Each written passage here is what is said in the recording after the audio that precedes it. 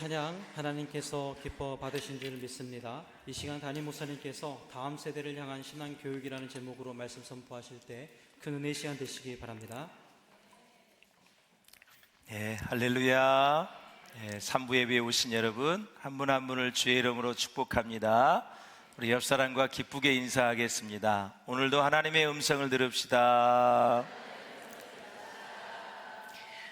네, 찬양의 가사가 마음에 확 와닿았습니다. 주여 우리의 기도를 들어주시옵소서. 주의 성령을 보내주시옵소서. 이런 기도를 하나님이 좋아하세요. 은혜 주세요. 성령을 보내주세요. 구원의 은총을 주시옵소서. 우리 이웃을 구원하시고 하나님의 자녀 삼아 주시옵소서. 하나님, 우리 이웃의 질병을 치료하시고 주님 치유하시고 회복시켜 주셔서 하나님의 영광을 위해 살게 하옵소서. 이 회복에 대한 기도를 하나님 좋아하시고 성령에 대한 이 간구, 이거 엄청 하나님 좋아하세요. 그래, 세상에 구할 것도 많이 있는데 네가 성령을 구하는구나. 얼마나 좋아하시겠어요. 성령 하나님이시잖아요. 할렐루야. 예, 하나님을 구하니 하나님이 얼마나 기뻐하시겠어요. 옆 사람을 축복하겠습니다. 하나님 안에 모든 것이 있습니다. 성경의 인물들을 보면 처음 부르심을 받아서 멋지게 쓰임을 받다가 하나님 나라에 간 사람이 있고, 부르심을 멋지게 받았다가 도중에 하차한 사람들이 있습니다. 참 안타깝죠. 요나와 같은 인물은 불순종했다가 나중에 다시 돌이켜서 하나님의 사명을 감당하는 모습을 볼 수가 있습니다. 부디 여러분은 하나님 부르심을 받아서 은혜와 사랑도 많이 받으시고 존귀하게 쓰임을 받다가 여러분의 인생 말년이 유종의 미를 거두는 하나님의 축복으로 마무리되어지는 그런 은혜가 있기를 주의 이름으로 축원합니다. 예, 초놈을 아끼어서 하나님의 영광을 위해서 어떻게 하면 살 수 있을까? 그렇게 몸부림친다면 우리의 인생은 그 자체로서 의미가 있게 되는 줄로 믿습니다. 하나님의 선택을 받기 전까지 성경의 인물들을 보면 가정 안에서 부모를 통해 미래의 인물로 양육되는 모습을 볼 수가 있습니다. 그래서 부모가 어떤 가치관을 가지고 있느냐에 따라서 자녀의 자화상이 그려집니다. 부모가 무엇을 소중히 여긴가에 따라서, 어떤 것을 중요하게 여기느냐에 따라서 자녀들에게 가치관이 심어지는 거죠.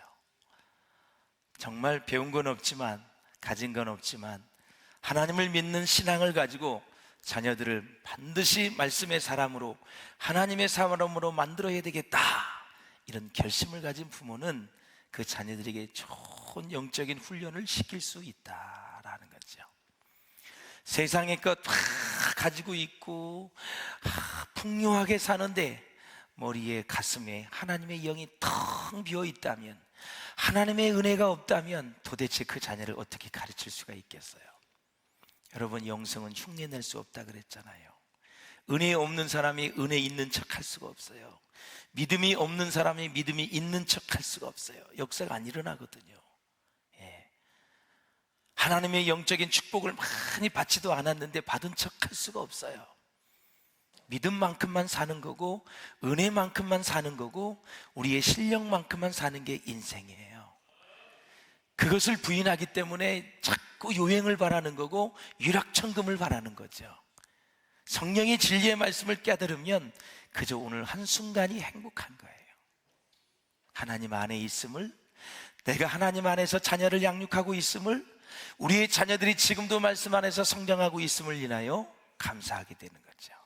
할렐루야. 그래서 가정은 부모와 자식뿐만이 아니라 하나님을 모시고 살아가는 가장 기본적인 예배의 공동체이다. 그래서 가정에서 이런 말을 들으면 영적 위기가 왔다는 것을 감지해야 됩니다. 엄마 아빠 요즘 교회 가기 싫어. 예배를 드려도 드린 것 같지가 않아. 감동이 없어. 그리고 예배에 대한 기대가 없어. 들어도 나 지금 무슨 말을 했는지 지금 들려지지가 않아. 오늘 메시지가 뭐였는데? 하면서 예배에 대한 흐릿함, 안개가 낀 것처럼, 앞이 보이지 않는 것처럼 예배를 드리고 싶은 마음도 없고 드려도 감동도 없고 메시지가 들려오지 않을 때, 이때는 지금 우리의 신앙에 위기가 왔다, 우리는 생각해야 됩니다. 뿐만 아니라 이전까지는 그냥 웬만한 것은 다 패스해서 별 그것들이 시험거리가 되지 않았는데 요즘은 작은 것까지도 다 시험거리가 된다. 지금 신앙의 면역력이 떨어진 것입니다. 그것을 담아낼 수 있는 면역력이 떨어진 거예요. 그래서 남에 의해서 내 신앙이 지켜져 왔던 사람, 칭찬해주고 격려해주고 또닥거려주고 막 이래서 왔던 사람이 그 손길이 딱 끊어지면서 이제는 나는 뭔가 이러면서 자그마한 소리에도 계속 예민하게 들으면서 내 신앙이 곤두박질하는, 그런 신앙이 떨어지는 그러한 모습을 볼 수가 있다라는 거죠. 이런 신앙의, 가정의 영적 위기는 어디로 이어지냐면 삶의 위기로 이어지죠. 삶의 위기는 우리의 인생을 망가지게 만들거든요. 그래서 여러분, 성경을 보면 두 종류의 신학적 흐름을 우리에게 제시하고 있어요. 하나는 뭐냐면 부모의 주도로 이루어지는 가정의 신앙 흐름이 있어요. 부모의 주도, 거의 다 이거는 1세대의 믿음을 가진 사람들의 모습입니다. 우리 아버지 때까지는, 어머니 때까지는 예수를 안 믿었어. 우상을 섬겼어. 불교를 믿었어. 유교 집안이었어. 샤머니즘, 아주 만신을 믿었어. 그런 가정인데 어떠한 연유로 인해서인지 교회를 가게 되었어요. 그 1세대가 바로 부모의 주도로 신앙이 이렇게 흘러가는 거죠. 또 하나는 하나님께서 선택하신 사람들을 통한 교회의 신앙 흐름이 있습니다. 어느 교회든 하나님의 교회이지만 이단이 아닌 이상 그 교회의 신앙 흐름이 있어요. 말씀이 살아있고 기도가 살아있고 나누기를 좋아하고 선행을 좋아하고 격려하기를 좋아하고 순종을 잘하고 몇십 년 동안 목사를 내쫓는 교회가 있고 아주 시끌시끌하게 막 다투는 교회가 있고, 이 신앙의 흐름이 있어요. 여러분, 이 흐름에 있어서 하나님 보시기에 합당하지 못한 것들은 완전히 영적 전쟁을 통해서 승리해야 될 줄로 믿습니다. 다툼이, 분쟁이 화목으로, 매일 목사 내쫓는 교회에서 영적 지도자를 존귀히 여기면서 함께 아름다운 하나님 나라의 꿈과 비전을 이루어가는 그러한 교회들, 만나면 성령 충만, 말씀 충만, 은혜 충만, 믿음 충만, 은혜 충만한 교회들, 마음속으로만 아멘 하지 마시고 이럴 땐 아멘을 해주시면 참 그것이 내가 은혜가 충만할 텐데, 그게 참 바깥으로 내뱉는 게 힘들죠. 누가 들으면 또 어떡하나. 아멘하면 옆 사람이 또 잠이 깨면 어떡하지? 이런 게 상관하지 마시고 아멘 하면서 잘 들으면 은혜가 될 줄로 믿습니다. 여러분, 이렇게 교회의 신앙 흐름이 있어요.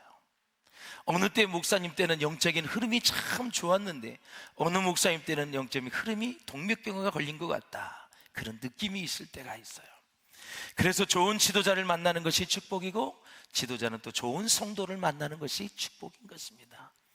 평생 상처투성해가지고 교회를 힘들게 하는 사람, 사람을 힘들게 하는 사람 만나면 목사 힘들어요. 여러분, 그 사람 때문에 수많은 사람들을 섬겨야 될 에너지가 그 사람 때문에 고갈이 되는 거죠. 힘든 거예요. 그러면 여러분들이 그런 사람이 있으면 성도님들이 잘 관리해 주셔야 돼. 목사님은 말씀과 기도에 전념하면서 하나님의 생명의 말씀을 선포하고 하나님의 능력을 받아서 그대로 목회 현장에 그리고 성도들에게 흘려보낼 수 있도록 여러분들이 도와주셔야 돼요. 할렐루야. 이렇게 교회의 신앙의 흐름이 있다. 예수 믿고 구원받는 하나님의 공동체 안에서의 신앙 흐름이죠. 사랑하는 여러분, 그래서 성경은 가정의 신앙 교육을 소중히 여기고 교회의 신앙 교육을 주목하신다라는 거예요. 부모는 가정이라는 작은 성소를 책임진 제사장입니다. 가정은 성소예요. 하나님의 영이 임재하는 성소예요. 여러분의 가정에 주의 영이 충만하게 임하시기를 주의 이름으로 축원합니다. 성령이 임재하시기를 바랍니다. 하나님의 축복이, 하나님의 은혜가 임하시기를 주의 이름으로 축원합니다. 그 성소를 책임지는 제사장이 부모님이다. 또 교회는 목회자로서 자녀를 말씀으로 잘 양육할 의무가 교회에 있어요. 그래서 교회 교육이 그렇게 중요한 거예요. 또 하나님께서 부모에게 생명을 잉태하여 출생시키고 양육하는 책임을 하나님이 다 위탁을 하셨다라는 거예요. 맡겨본 거예요.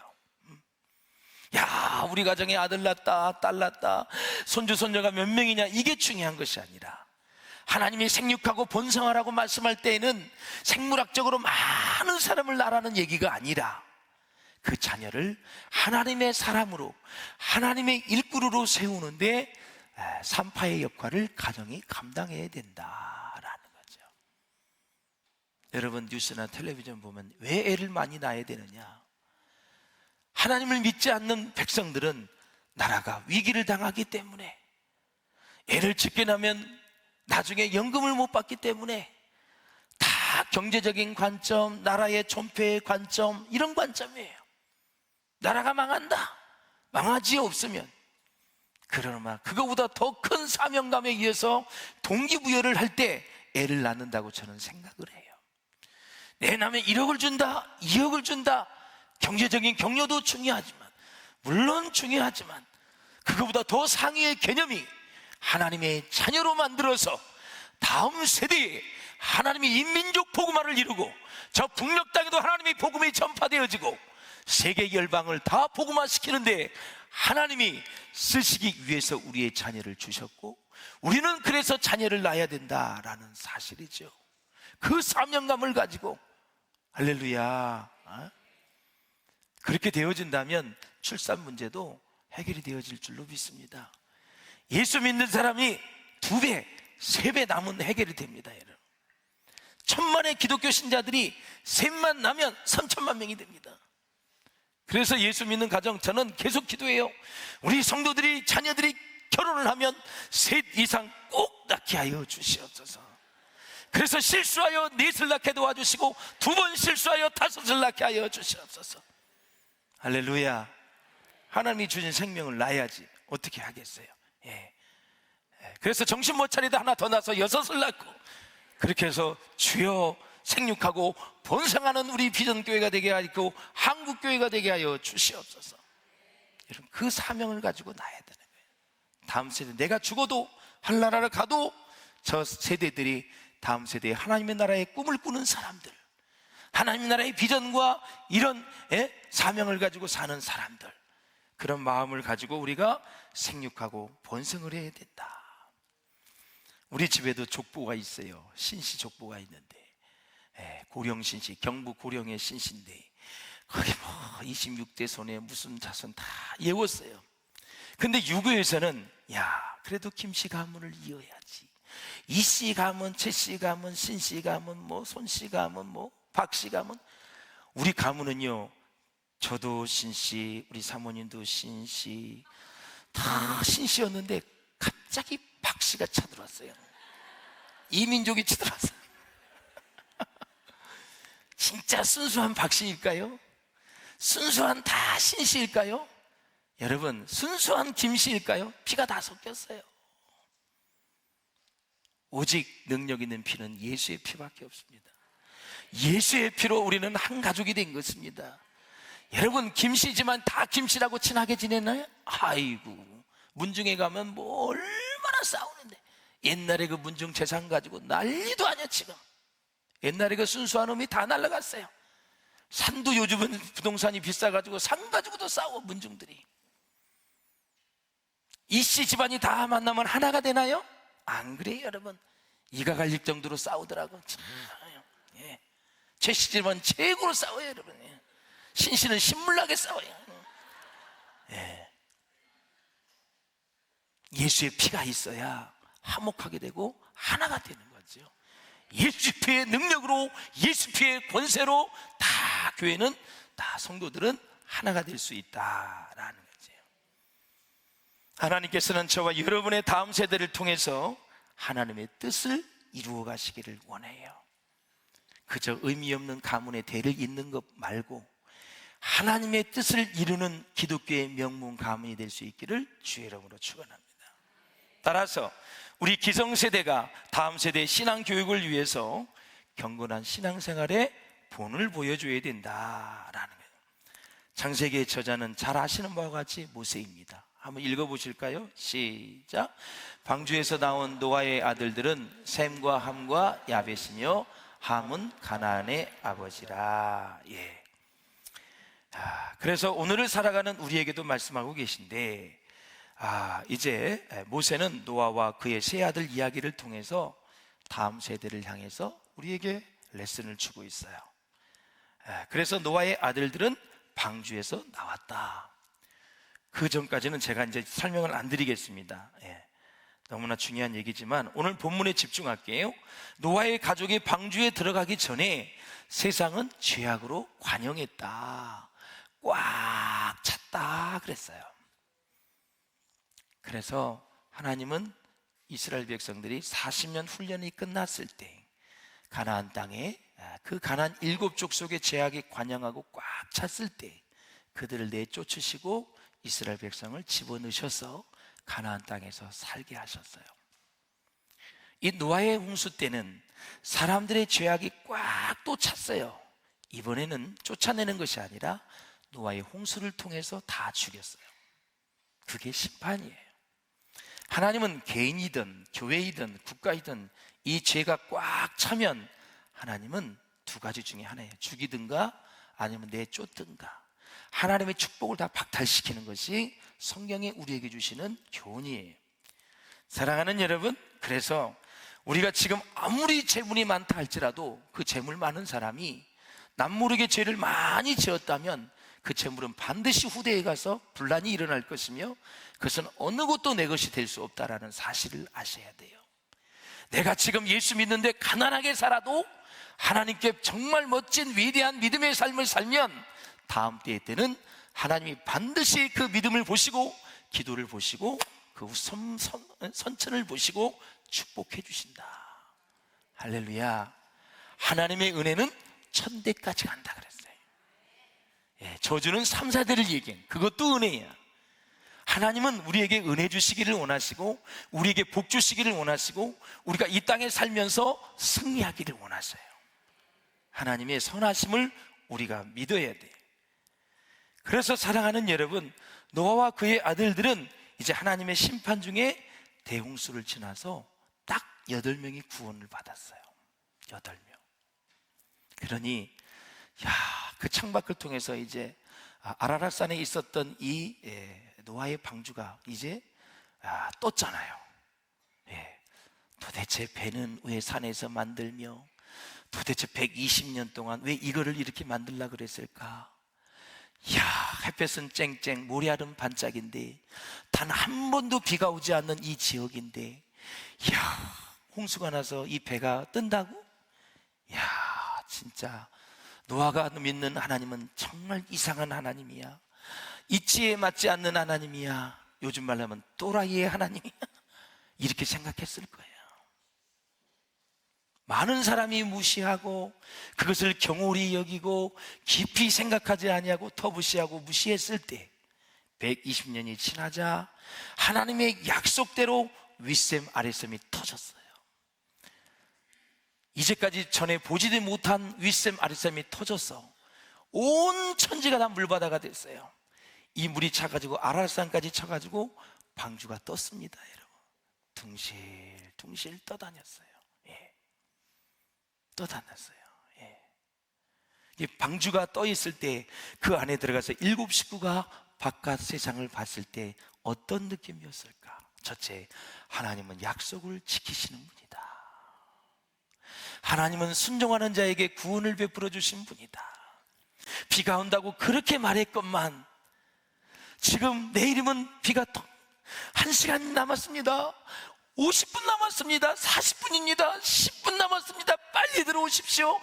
1분 남았습니다. 방주에 빨리 들어오십시오. 마지막 1분 딱 카운트다운 됐을 때, 딱 제로가 됐을 때, 그때부터 방주의 문은 딱 닫히고 물이 쏟아지기 시작을 했습니다. 처음 비가 왔을 때는 우습게 여겼겠지요. 비 오지 않는 저에게 비가 좀 떨어지구나 생각했지요. 40일을 주야장창 쏟아졌습니다, 여러분. 윗샘 아랫샘이 다 터진 거죠. 예.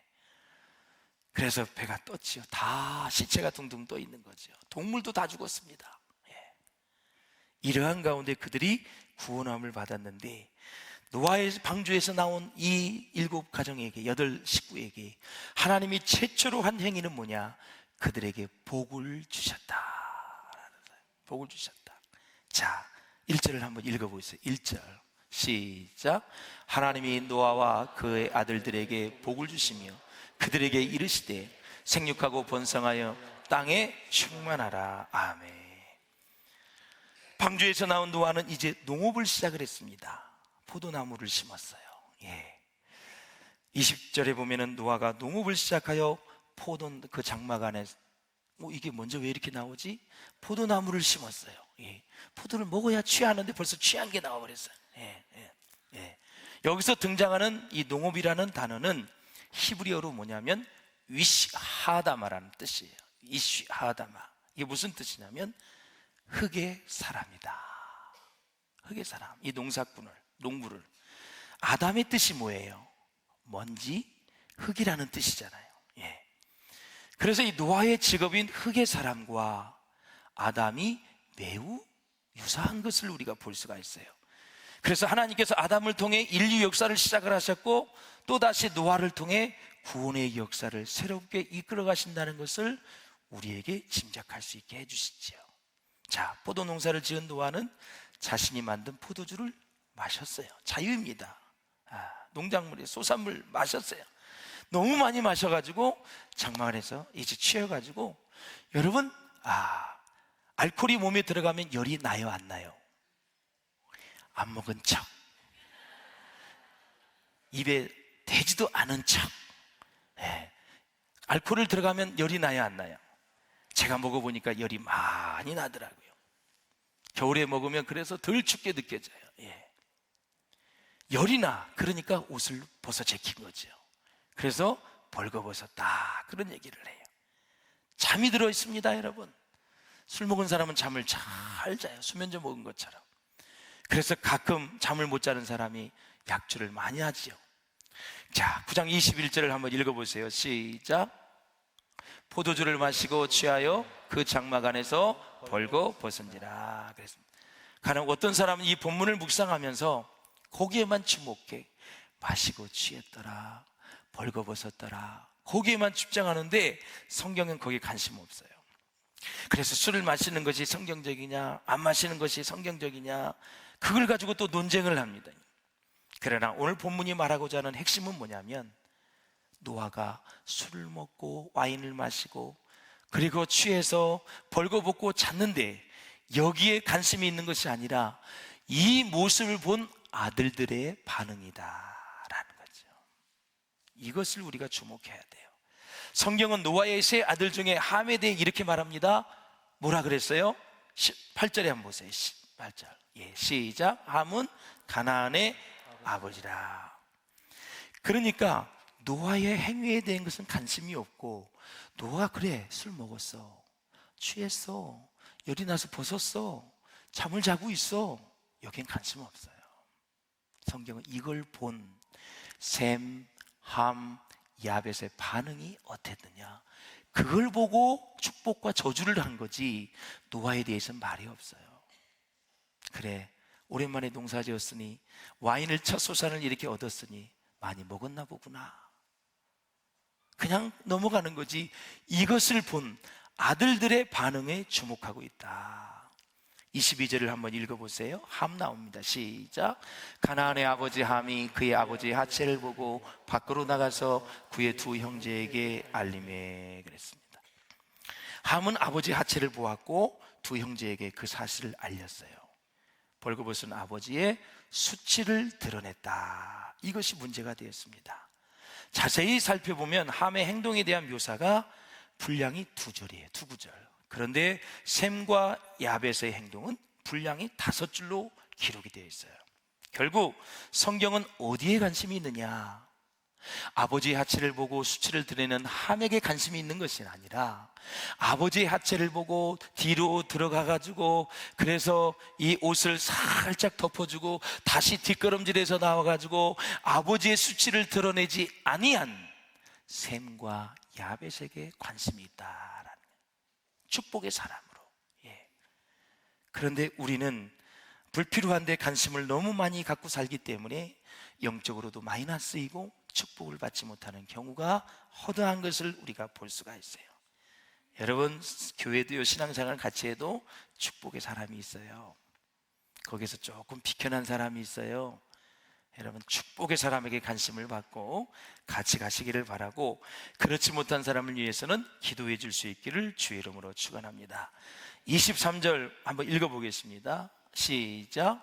셈과 야벳이 옷을 가져다가 자기들의 어깨에 메고 뒷걸음쳐서 들어가서 그들의 아버지의 하체를 덮었으며 그들의 얼굴을 돌이키고 그들의 아버지의 하체를 보지 아니하였더라. 아멘. 분명하게 대조가 되지요. 셈과 야벳의 행동은 매우 신중하고 조심스러웠다. 그러므로 여러분, 다른 사람의 행동과 실수, 허물, 잘못의 죄에 대해서 정말 신중하고 조심할 수 있기를 바랍니다.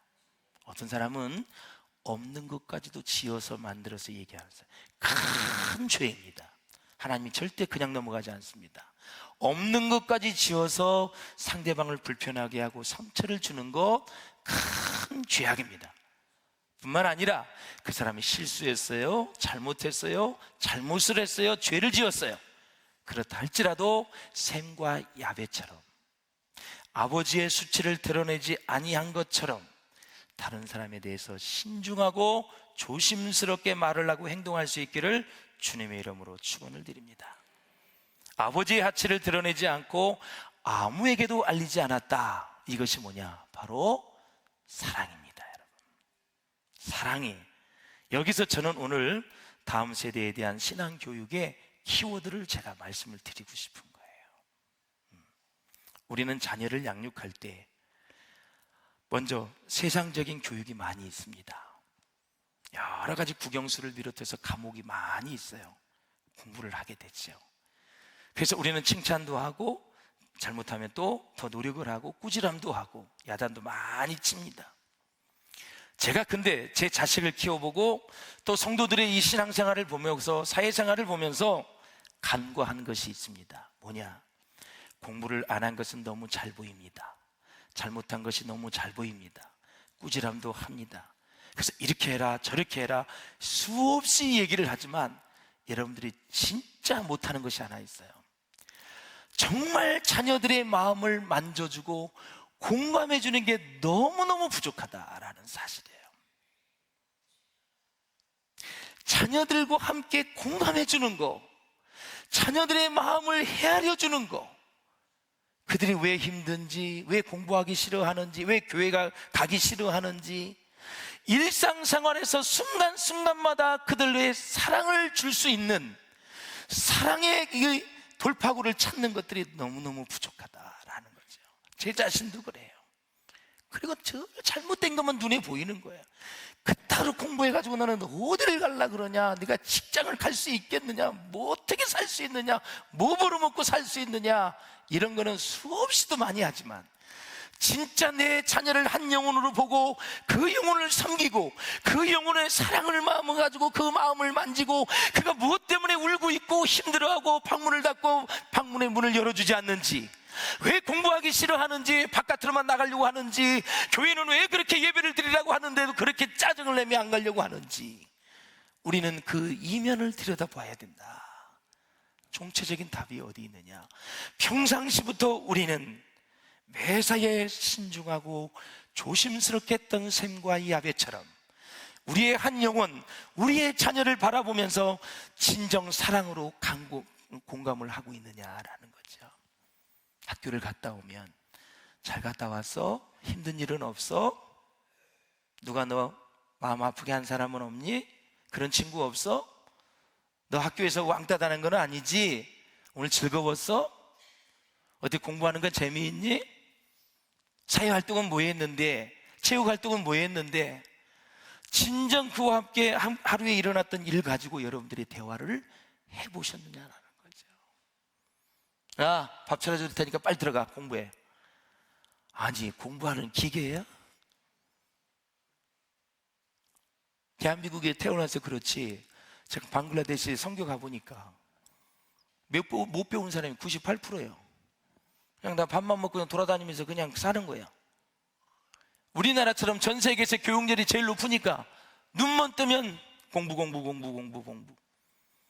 하지 말라는 것이 아니라 우선순위가 있다. 사람은 태어나서 사랑을 받아야 됩니다. 사랑으로 헤아림을 받아야 되고, 사랑으로 공감해야 되고, 특별히 부모님으로부터 내가 사랑받는다는 느낌 아시겠죠? 부모님으로부터 사랑받는 느낌이 있어야 된다. 다른 거 너 국영수 실력 얼마 올라서 그거보다도 너 진짜 엄마 아빠가 더 사랑하는 거 알아? 알지요. 이렇게 대답이 나와야지요. 사랑은커녕 집에 가기도 싫어요. 그럼 뭔가 지금 사랑으로서 부모와 자녀 간의 교감이 안 이루어지는 거죠. 그래서 여러분, 스킨십이 엄청나게 중요한 거예요. 자녀들에게는 30분 동안 얘기할 것을 손잡고 스킨십을 하며 얘기하면 20분이 끝난다 그래요, 심리학자들이에요. 그만큼 아이들에게 머리를 쓰다듬어주고 손을 꼭 잡아주고 이렇게 안아주고 등을 이렇게 탁 토닥여주는, 토닥거려주는 이런 것들이 엄청 중요하다라는 사실이에요. 제가 교회에서 애들 만나면 다 축복을 해요. 그럼 집에 가서 막 자랑을 하는데, 담임 목사님이 머리에 축복 안수기도 해줬다고, 안수해줬다고. 제가 마음을 담아서 하거든요.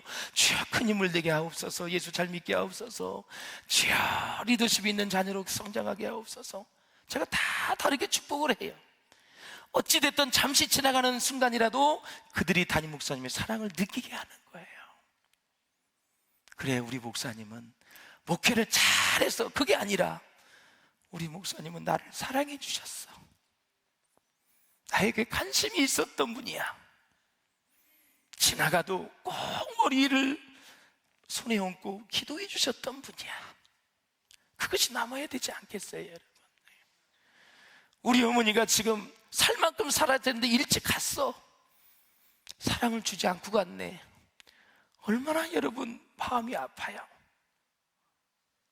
다 80, 90까지 사는데 일찍 떠났어. 그런데 그분이 나에게 사랑을 안 줬어. 어디다가 입양이나 시켜버리고 어디 고아원에다 내버리고. 그런 사람은 거의 많지는 않겠지만 사람은 사랑을 준 게 생각이 난다고요, 여러분. 사랑이 기억된다고요, 여러분. 사랑이 우리를 살리는 거고요, 사랑받았던 것이 다시 회복되는 거예요. 공부를 해서 100점 맞은 것이 우리 인생을 살리는 것이 아니라, 공부 실력이 좀 덜한다 할지라도 내가 엄마 아빠로부터 사랑받았다는 거. 엄마 아빠가 언제든지 나를 사랑해. 점수가 떨어져도 사랑하시고, 좀 속을 썩여줘도 나를 사랑하시는 분이고, 좀 늦게 들어와도 사랑하시는 분이고, 언제든지 엄마 아빠는 나를 사랑하셔. 이 확신을 가질 수 있어야 된다라는 사실. 이 확신이 어디로 가는 거예요? 하나님이 날 사랑하신다는 확신, 하나님이 날 사랑하셔서 독생자를 보내주셨다는 그 확신. 나는 영원히 하나님이 나를 사랑하셔. 이런 확신이 있다면 우린 비바람이 치는 눈보라가 몰아치는 우리 인생 가운데서도 흔들리지 않는 믿음으로 세워질 줄로 믿습니다. 이 사랑이 그렇게 중요한 거예요. 잠언서 10장 12절을 한번 보겠습니다. 시작. 미움은 다툼을 일으켜도 사랑은 모든 허물을 가리운 자니라. 아멘. 바울은 감옥에 들어가서 오네시모를 만났습니다. 같은 죄수였었는데 복음을 전해서 믿음으로 낳은 아들이다, 이렇게 얘기를 하고 있어요.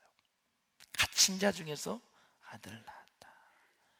여러분의 자녀가 생물학적인 DNA가 똑같은, 혈액형이 똑같은 자녀일 뿐만이 아니라 우리의 자녀가 믿음의 아들, 딸들이 될 수 있기를 주의 이름으로 축원합니다. 크리스찬 가정인데 믿음도 몰라, 사랑도 몰라, 소망이 뭔지, 비전이 뭔지, 예배가 뭔지, 나눔이 뭔지, 헌신이 뭔지, 순종이 뭔지, 기도가 뭔지, 전도가 뭔지 아무것도 몰라.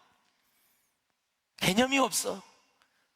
그래서 교회만 왔다 가면 됩니까, 여러분? 주님을 만나야지요. 예?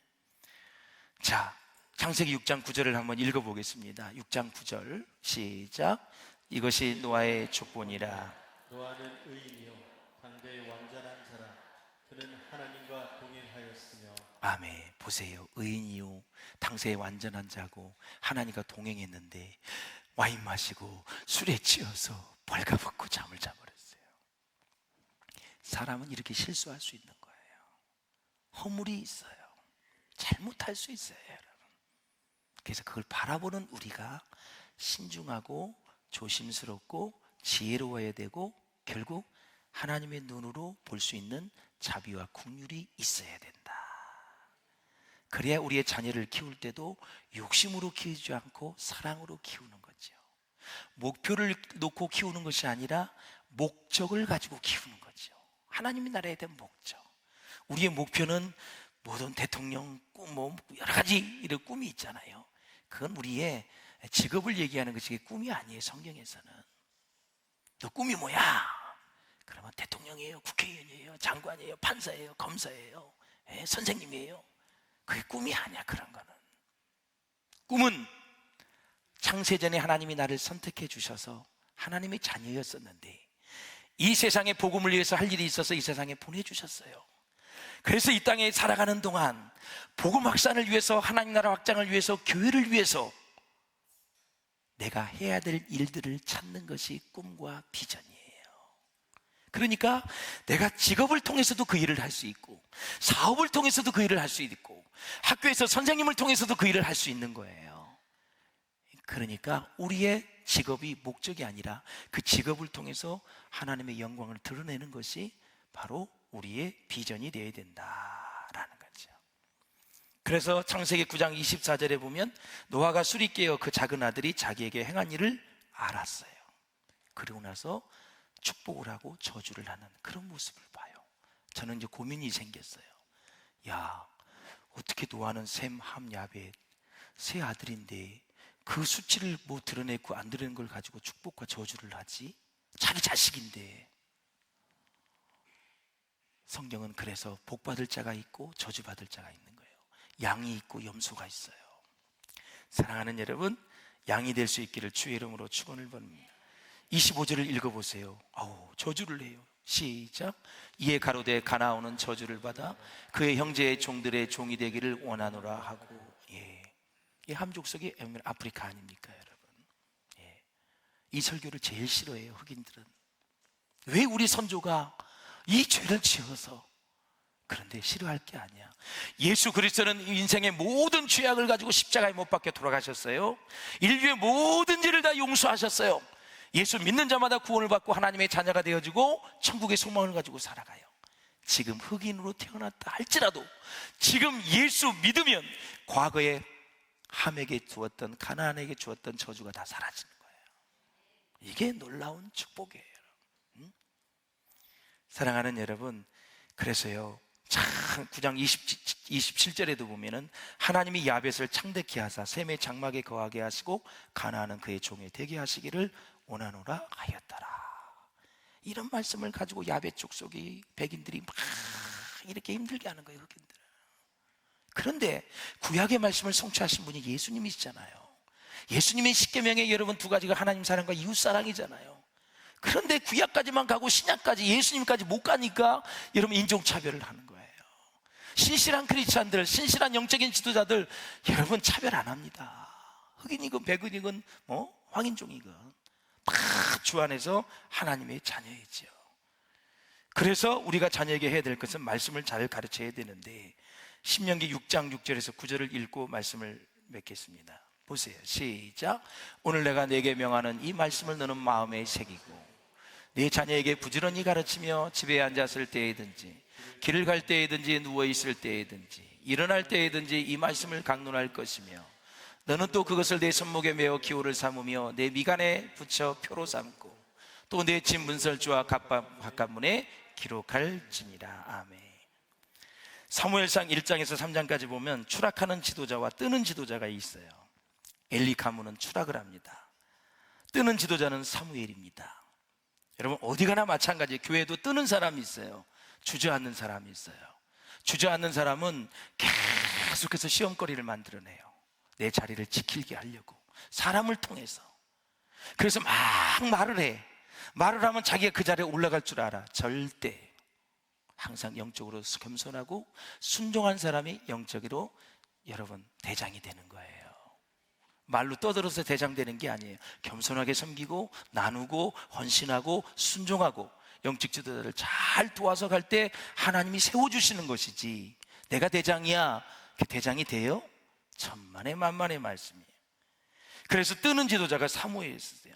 차이점이 뭐냐? 하나님의 말씀을 잘 듣는 지도자가 사무엘이었고, 엘리 제사장은 하나님의 말씀을 듣지를 않아요.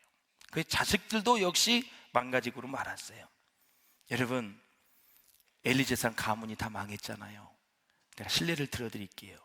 다윗이 사울의 칼날을 피해 도망 다닐 때 노베 제사장들에게 갔어요. 몸을 피했어요. 숙식을 해결했어요. 무기도 얻었어요. 그런데 그것이 발각이 됐지요. 그 이유 때문에 사울의 부하들이 노베 제사장들을 다 죽입니다. 85명을 다 죽여요. 노베 제사장들이 누구의 후손인지 아세요? 엘리 가문의 후손입니다. 또 들을게요. 솔로몬이 이제 이스라엘 왕이 되려는 순간 누가 치고 나오냐면 아도니아가 치고 나와요. 예, 사태 파악이 안 되는 사람이에요. 왕권 경쟁이 붙었습니다. 이때 아도니아 편에 섰던 사람이 아비아달입니다. 이 아비아달 제사장이 죽임을 당합니다. 누구예요? 엘리 가문의 후손입니다. 엘리 가문에 의해서 씨도 없이 다 멸망하는 거예요. 우연히 된 것 같지만 하나님의 말씀이 다 이루어지고 약속이 반드시 성취된다라는 사실이에요. 여러분 가문에 뜨는 지도자들이 일어날 수 있기를 바라고, 다음 세대의 신앙 교육이 정말 신중하고 조심스러우면서도 사랑을 가지고 여러분 자녀의 양육에 성공자가 될 수 있기를 주의 이름으로 축원합니다. 오늘부터 실천해 보십시오. 6개월이 지나면 여러분들의 자녀는 싹 변해서 교회도 잘 가고 여러분의 모든 자녀들의 공부도 열심히 할 것이고 생을 주를 위해서 불태우게 될 줄로 믿습니다. 자녀의 신앙교육 최고 중요한 키워드는 바로 사랑이다. 하나님의 사랑을 쏟아 부으세요. 여러분의 사랑을 쏟아 부으세요. 그 다음에 공부하라, 뭐하라, 율법은 나중에 얘기하시고 사랑을 부으세요. 그럼 반드시 거기에서 새싹이 나고 꽃이 피어지고 풍성한 열매가 맺게 될 줄로 믿습니다. 기도하시겠습니다. 우리 기도하실 때 하나님, 다음 세대를 향한 신앙교육의 키워드는 사랑입니다. 주님의 사랑